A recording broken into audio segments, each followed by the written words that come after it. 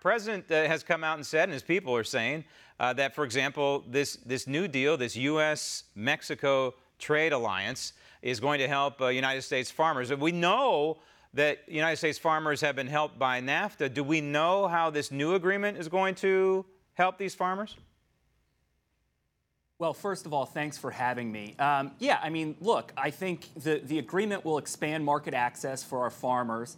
The U.S. has a huge comparative advantage with respect to our agriculture. We're a net exporter of agriculture. We send it all over the world.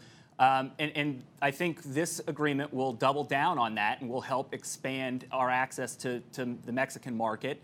And my hope is that eventually it'll expand market access into the Canadian market. And this has got to be a bit of a relief for farmers who have been caught in the middle of a trade war recently, especially regarding the United States and China. We'll see how that one plays out, and maybe we can talk about it a little bit later. But obviously, they've been in the middle of this situation, and they've been hit hard. These are people who largely support Donald Trump and voted for Donald Trump in 2016. So this has got to be a little bit of a light at the end of the tunnel. Not for all the farmers. You know, certain sectors of farming have been hit harder than others vis-a-vis China. But the bottom line is this has got to be welcome news for people in America's heartland. Yeah, I think that's right. I would say that I'm a little skeptical at this point that we're going to get that the deal is done. So I'm waiting to see more. But yeah, I think after everything we've seen with Chinese retaliation against American farm and ranching exports, that, yeah, this is absolutely a good sign for the farming community. Part of this deal is a truce on alcohol. That apparently there is a stipulation that, for Mexico, the national drink, if you will, is tequila. For the United States, the national drink is bourbon. I guess that could be considered what Larry Kudlow's talking about, intellectual property. Maybe that's what they're talking about here.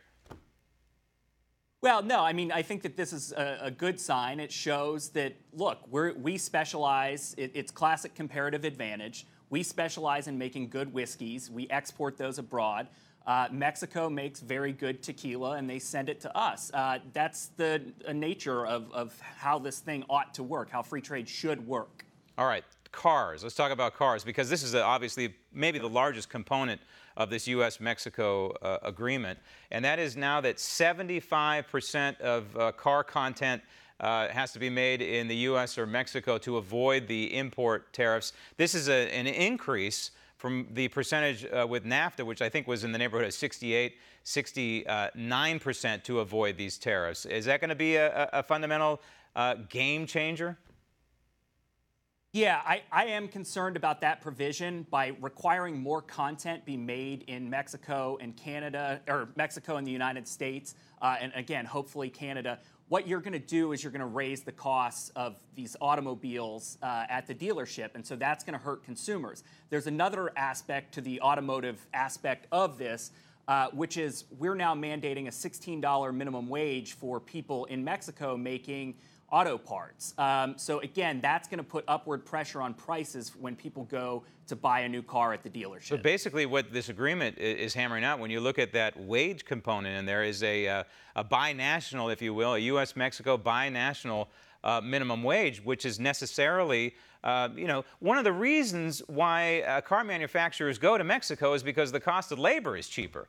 And so now, as part of this agreement, is a mandate to increase the wages, not exactly on par with U.S. workers, but certainly higher than normal, what is typical in Mexico. Sure. So right now, the average automotive worker in Mexico makes about $8 an hour U.S., and this would double that. Again, I think the problem is that will eventually ripple back and hit consumers when they go to buy a new car. And if you're talking about adding $500, $600 to a car, I mean, that can be the decision between buying this car or buying maybe something a little cheaper. So I'm a little skeptical of this. But overall, I think that we're moving in the right direction. I'm happy that it looks like progress is being made. But again, I do have some concerns in this space. So overall, you zoom out and you look at this agreement, it actually warms the relations, obviously, between the United States and Mexico, but it kind of either freezes or puts in idle the relations with Canada, and we've heard the administration say Canada is not being excluded, but we want to look at possibly a separate deal. They maybe be part of this deal. How do you think this thing's going to shake out? Want to see more videos like this? Click on the link below and subscribe to One American News on YouTube, and call your cable provider and kindly demand that One American News is added to your lineup. Call and subscribe today.